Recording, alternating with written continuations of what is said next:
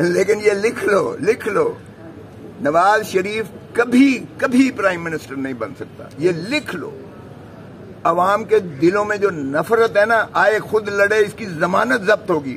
لاہور سے ایک سیٹ مسلم لیگ نون نہیں نکال سکے گی. میں آپ کو بتا رہا ہوں. لوگوں کا دعویٰ کر رہے ہیں، 10 لاکھ لوگ کہہ رہے ہیں استقبال کریں گے. ہاں، فرشتے آ جائیں گے 10 لاکھ. بالکل جو ہے یہ. لطیف کھوسہ صاحب، آپ پھر اگر میاں نواز شریف کو مستقبل میں وزیر اعظم نہیں دیکھ رہے تو پھر آپ کیا سمجھتے ہیں کہ ان کے بعد ملک کا وزیر اعظم کون ہے؟ جمہور کو حق دو، یہ عوام کو حق دو، یہ کلیکٹیو وزڈم، سانجھی سوچ کو یہ حق دو. یہی آئین کا تقاضا ہے. لیٹ دا پیپل ڈیسائیڈ دس. میں کون ہوتا ہوں کہ کسی کو جو ہے نام لوں وزیر اعظم؟ یہ پاکستان کے 25 کروڑ عوام کا استحقاق ہے. انہیں دو. یہی ریاست ہے، یہی آئین کہتا ہے. وہ جس کو بنائے. او بھائی، کیا ہوگا اگر عمران خان 2/3 میجورٹی لے کر پرائم منسٹر بن جائے گا؟ کیا ہو جائے گا؟ بے نظیر بھٹو کو انہوں نے ہاتھ پاؤں باندھ کر، فاروق لغاری نے، سجاد علی شاہ چیف جسٹس نے اور اس وقت کے آرمی چیف نے ہاتھ پیر باندھ کر الیکشن میں جونکا تھا. 0 ایک سیٹ نہیں ملی تھی پنجاب سے. 14 کی 14 نیشنل اسمبلی کی صرف سندھ سے تھیں اور 3 اور تھیں. 17 سیٹیں بی پھر بھی لڑتی رہی اور ریزیلینس سے اگلی دفعہ باؤنس بیک کیا. وہ کیا ہے یار؟ اگر عمران بن جائے گا کیوں اتنے خائف ہو؟ اس سے کون سی قیامت آ جائے گی؟ اگر لوگ چاہتے ہیں تو بنائیں، کیوں نہ بنائیں؟ بننے دیں. جس کو بھی اللہ عزت دیتا ہے یا جس کو بھی عوام چاہتی ہے، اس کا حق ہے پرائم منسٹر بننے کا. کھوسہ صاحب، کیا قائد اعظم کے بعد آپ کو لگ رہا ہے کہ واقعی جمہوریت کی جو حکومت بنتی ہے وہ جمہوری حکومت بنتی ہے؟ جو ماضی قریب کو آپ دیکھ لیں، 48 سے لے کے 2023 تک جو بھی حکومتیں بنی ہے، کیا عوام کی طاقت سے بن کے آ رہا ہے؟ دیکھیں، یہی تو بڑی بدقسمتی ہے پاکستان سے. ہم نے قائد اعظم محمد علی جناح کو 1948 میں ان کی ایمبولینس کے ٹائر پھٹ جاتا ہے. اب اندازہ کریں، وہ ہسپتال نہیں پہنچ سکتے اور راستے میں ان کی رحلت ہو جاتی ہے. لیاقت علی خان کو 1952 میں ہم نے گولی مار کے مار دیا اور ان کے قاتل کو بھی دفن کر دیا. اس کے بعد ہمارے سول بیوروکریٹس آ گئے، محمد علی بوگرا، فلانا فلانا فلانا، اور پھر ملٹری بیوروکریسی نے سیدھا ٹیک اوور کر دیا. اور اس کے بعد ہم نے ایبڈو لگا کے وہ جو ہمارے فاؤنڈر فادر سے ان کا نام و نشان کو بھی ہم نے بند کر دیا اور 22 خاندانوں میں ہم نے پاکستان کو سپورٹ کر دیا. یہ ہم نے آزادی دی. اور اس کے بعد بدقسمتی سے آپ نے دیکھا جس طرح 2 لخت ہوا. اور پھر جو ہے ظاہر ہے کہ بھٹو جوائنٹ پاکستان کے تو لیڈر نہیں بن سکتے تھے، کیونکہ وہ تو مجیب الرحمان کی جو ہے میجورٹی تھی اور بنیادی طور پر پاکستان کی تحریک چلی ہی بنگال سے تھی. وہ ہم سے زیادہ پاکستانی جو تھے بنگال میں انہوں نے. کھوسہ صاحب یہ بتا دیں، آج چیف جسٹس قاضی فائز صاحب کی عدالت میں چیف جسٹس بننے کے بعد آپ پہلی بار پیش ہوئے ہیں. 2 بڑے مقدمات چل رہے ہیں سپریم کورٹ میں، ایک پریکٹس اینڈ پروسیجر اور دوسرا فیض آباد دھرنا کیس. کیا سمجھتے ہیں فیض آباد دھرنا کیس میں کس کو جو ہے وہ عمل درآمد میں رگڑا جا سکتا ہے؟ لیکن مجھے نہیں پتا، لیکن قاضی فائز عیسیٰ صاحب کی بالکل میں پیش ہوا ہوں. میں نے دیکھا ہے کہ بڑے تحمل اور برداشت سے، بردباری سے وہ مقدمات سن رہے تھے اور بڑی فراخ دلی سے سنے ہیں. فیصلے بھی کیے ہیں انہوں نے. بھلا فیصلہ کسی کے حق میں ہو یا کسی کے خلاف ہو، اس سے سروکار نہیں ہے، لیکن انہوں نے عزت اور اس میں تقریم میں کسی کی کوئی یہ نہیں کیا کمی کم از کم. اور جہاں تک تعلق ہے فیصلوں کا، فیض آباد دھرنے کی بات کر رہے ہیں، اس میں ایک نے تو واپس لے لیا، دوسرا جو ہے اس کو وہ لاپتہ ہے. وہ شیخ رشید صاحب جو ہے وہ ان کا پتہ نہیں ہے کہ وہ کہاں ہے. وہ بھی ان کی جانب سے بھی طوالت التوا کی درخواست دی گئی ہے. اب ایسے کیس میں آئی بی نے بھی واپس کر لیا.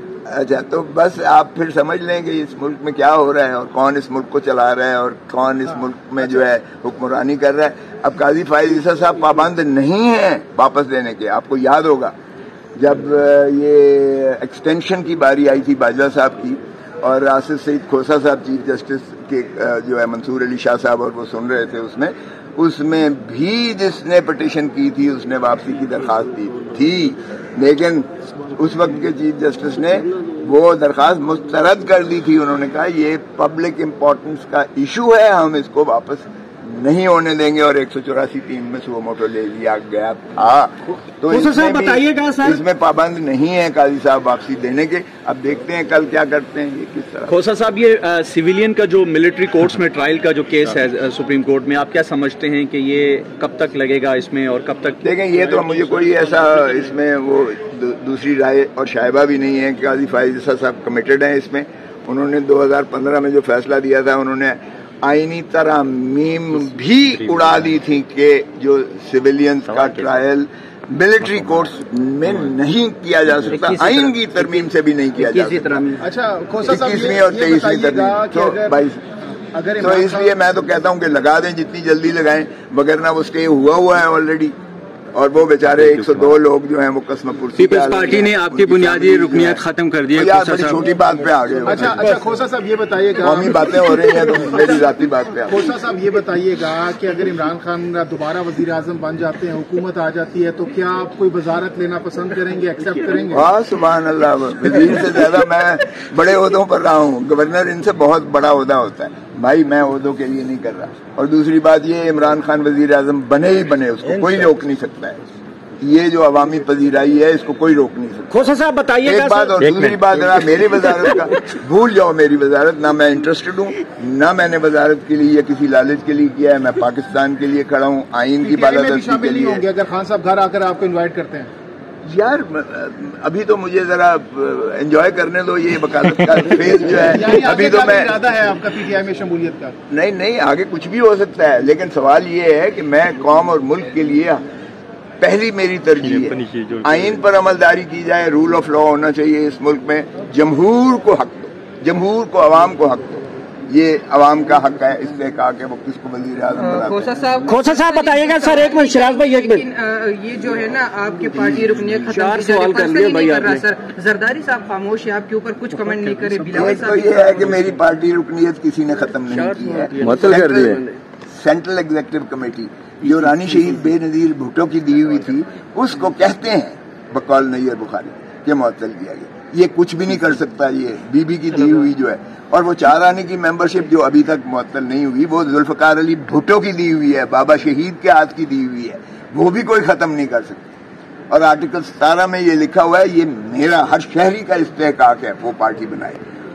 लेकिन ये लिख लो नवाज शरीफ कभी प्राइम मिनिस्टर नहीं बन सकता। ये लिख लो। अवाम के दिलों में जो नफरत है ना, आए खुद लड़े, इसकी जमानत जब्त होगी। लाहौर से एक सीट मुस्लिम लीग नून नहीं निकाल सकेगी। मैं आपको बता रहा हूं। लोगों का दावा कर रहे हैं, 10 लाख लोग कह रहे हैं इस्तकबाल करेंगे। हाँ, फरिश्ते आ जाएंगे 10 लाख। बिल्कुल जो है ये। लतीफ खोसा साहब, आप फिर अगर मियां नवाज शरीफ को मुस्तकबिल में वजीर आजम नहीं देख रहे, तो फिर आप क्या समझते हैं कि उनके बाद मुल्क का वजीर आजम कौन है? जमहूर को हक दो, ये अवाम को हक दो, ये कलेक्टिव विजडम, सांझी सोच को ये हक दो। यही आइन का तकाजा है। Let the people decide this. मैं कौन होता हूं कि किसी को जो है नाम लूं वजीर आजम? ये पाकिस्तान के 25 करोड़ अवाम का इस्तेहकाक है, उन्हें दो। यही रियासत है, यही आइन कहता है, वो जिसको बनाए। ओ भाई, क्या होगा अगर इमरान खान 2/3 मेजोरिटी लेकर प्राइम मिनिस्टर बन जाएगा? क्या हो जाएगा? बेनजीर भुट्टो को इन्होंने हाथ पांव बांध कर, फारूक लिगारी ने, सजाद अली शाह चीफ जस्टिस ने और उस वक्त के आर्मी चीफ ने हाथ पैर बांध कर इलेक्शन में झोंका था। 0 एक सीट नहीं मिली थी पंजाब से, एक 14 की 14 नेशनल असेंबली की सिर्फ सिंध से थी और 3 और थी। 17 सीटें बीबी फिर भी लड़ती रही और रेजिलियंस से अगली दफा बाउंस बैक किया। वो क्या है यार? अगर इमरान बन जाएगा, क्यों इतने खाइफ हो उससे? कौन सी क़यामत आ जाएगी? अगर लोग चाहते हैं तो बनाए, क्यों ना बनाए? बनने दें।